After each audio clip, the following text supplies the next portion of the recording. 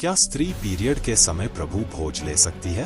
क्या वे मासिक पीरियड्स माहवारी के दौरान प्रार्थना कर सकती हैं या चर्च की गतिविधियों में भाग ले सकती हैं? क्या ऐसा कोई धार्मिक प्रतिबंध है? इस संक्षिप्त वीडियो में हम यह समझाने की कोशिश करते हैं कि क्या महिलाओं को प्रार्थना करने, बाइबल पढ़ने या चर्च जाने की अनुमति है। कृपया इसको साझा करें क्योंकि कई क्रिश्चियन महिलाएं इस सवाल से जूझ रही हैं और पूछने से शर्मा रही हैं। यह किसी की मदद कर सकता है। क्या विश्वासी महिलाएं माहवारी के दौरान कलीसिया जा सकती है? कलीसिया में प्रभु भोज ले सकती है, बाइबल अध्ययन कर सकती है, प्रार्थना कर सकती है, परमेश्वर जुड़े हुए अन्य कोई भी काम कर सकती है? क्या महिलाएं पीरियड्स के दौरान प्रभु भोज ले सकती हूँ? आज समाज के अन्य धर्म के लोग माहवारी को किस नजरिए से देखते हैं? उन्हें घर में कोई भी काम नहीं करने देते, उनके लिए सारी चीजें अलग रखी जाती। अगर महिलाएं माहवारी के दौरान अनजाने में छू भी लेती है तो उस चीज को अशुद्ध माना जाता है। तो क्या बाइबल माहवारी के समय विश्वासी महिलाओं को हर एक चीज से दूर रहने के लिए कहती है? जवाब है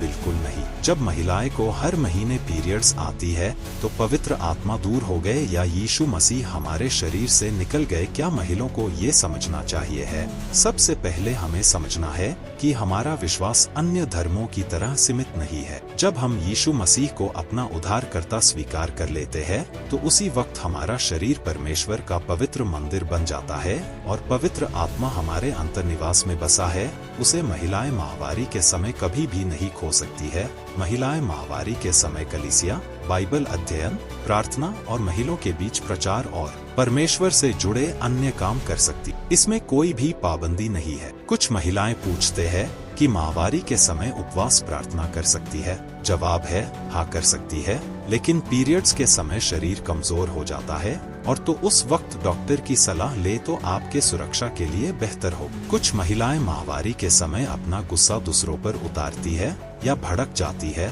लेकिन उस समय महिलाओं को आत्मिक रीति से मजबूत रहना चाहिए है और अपने आप को आत्मसंयम रखे और सारी चीजों को नियंत्रित करने के लिए हमें पवित्र आत्मा दिया है। और माहवारी के समय अपने आप को कोशिए मत और कहीं अकेला जाना पसंद करते हैं तो अकेले रहे और उस समय वचन पढ़े और प्रार्थना करें। हम सब इस संसार के कर्ज और हवा आदम के पाप के भागीदार है और परमेश्वर का वचन कहता है कि दर्द से बच्चे जनने का जो प्रतिक्रिया है, जब एक लड़की में उस चीज की क्षमता आ जाती है तब उस दर्द को सहती है, लेकिन अंत के दिनों में भविष्य में ये सारी चीजें दूर हो जाएगी। माहवारी के समय जब ज्यादा दर्द होता है तो उस समय डॉक्टर की सलाह ले और मेडिकल से दवाइयों ले, क्योंकि जो मनुष्य से असंभव है वो परमेश्वर से असंभव नहीं है। इसलिए परमेश्वर ने हमें जो सारी चीजों की उपलब्धि दी है उसका उपयोग करे और प्रार्थना करे। प्रभु उस समय उस दर्द को कम करने के लिए सहायता करेंगे। हमारा खुदा हमारे भवन में रहता है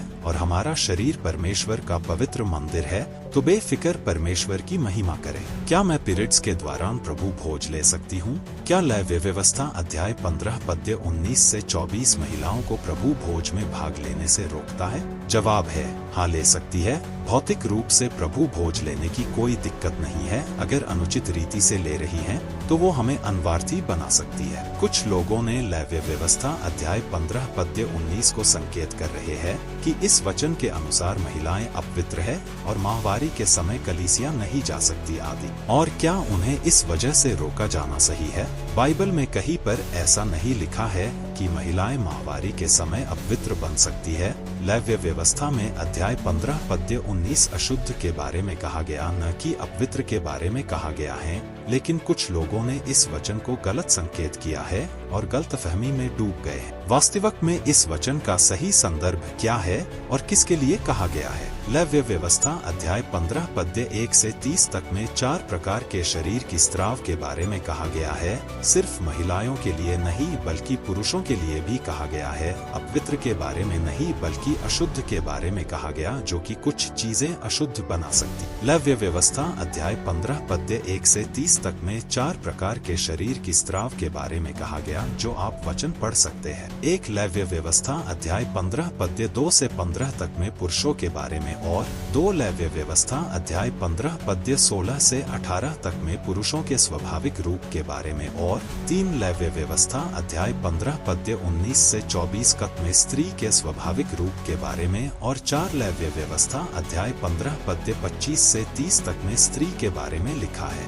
ये सिर्फ इस्राएल के प्रजा के लिए लिखा गया था। अगर पुराने नियम को ध्यान से पढ़ते हैं तो परमेश्वर के भवन में सिर्फ महायाजकों को जाने की अनुमति थी और वो महायाजक कौन थे? लेवी के गोत्र के थे। साल में एक बार में सिर्फ लेवियों के घराने से महायाजकों को परमेश्वर के भवन में जाने की अनुमति दी जाती थी। रोमियो अध्याय 6 पद्य 14 वचन कहता है कि हम व्यवस्था के अधीन नहीं वरन अनुग्रह के अधीन हो। इब्रानियों अध्याय 10 पद्य 1 क्योंकि व्यवस्था जिसमें आने वाली अच्छी वस्तुओं का प्रतिबिंब है पर उनका असली स्वरूप नहीं, इसलिए उन एक ही प्रकार के बलिदानों के द्वारा जो प्रतिवर्ष अचूक चढ़ाए जाते हैं पास आने वालों को कदापि सिद्ध नहीं कर सकती। जब प्रभु भोज लेने की बात करते हैं तो प्रभु भोज क्या है? एक कलीसिया एक शरीर है। हम एक दूसरे को बड़ा छोटा नहीं देखते, हम यीशु मसीह के भाग में एक अंग है। अगर तुम कहोगे कि महिलाएं माहवारी के दौरान प्रभु भोज नहीं ले सकती और तुम अशुद्ध हो तो वचन को किस प्रकार गलत संकेत कर रहे हैं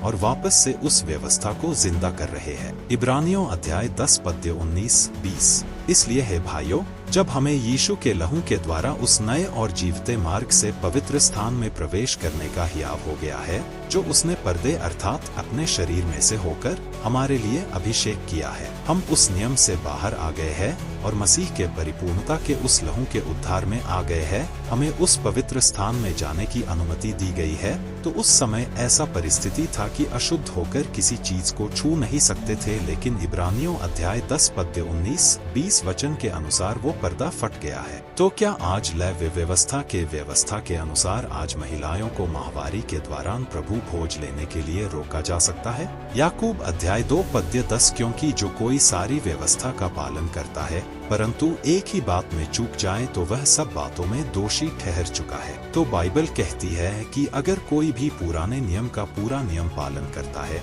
लेकिन एक भी नियम को तोड़ता है तो वह सारे नियम तोड़ने का दोषी बन जाता है। लेकिन आज क्या कह रहे हैं कुछ ईसाई जो विधि सम्मत के अनुसार माहवारी के समय प्रभु भोज नहीं ले सकती? तो वो यह कह रहे हैं कि तुम पुराने नियम के सारे कानूनों को तोड़ दो और सिर्फ ये वाला नियम का पालन करो क्योंकि मुझे अच्छा लगता है। कभी कभी ऐसे समय में समाज में पुरुष ईर्ष्या दिख जाता है, लेकिन बाइबल में यह रोग नए नियम में नहीं देती क्योंकि जिस प्रकार नए नियम में पुरुषों को उस पवित्र स्थान में प्रवेश कर चुका है मसीह के लहू के द्वारा, इब्रानियों अध्याय 10 पद्य 19-20 के अनुसार वैसे ही महिलाएं भी उस पवित्र स्थान में प्रवेश कर चुकी है।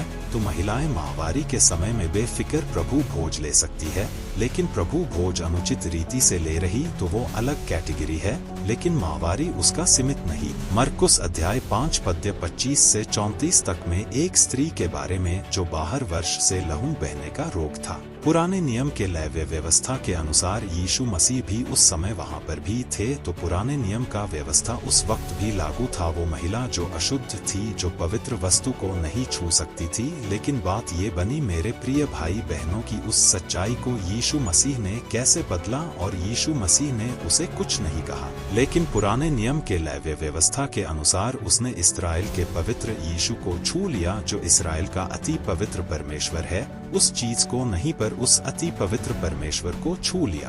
क्या यीशु मसीह ने उसको डांटा, चिल्लाया? क्या यीशु मसीह ने यह कहा कि तुम पुराने नियम को तोड़ती हो तुमको दंड मिलेगा? नहीं, यीशु मसीह ने उस महिला को चंगाई दिया। यही प्रमाण है।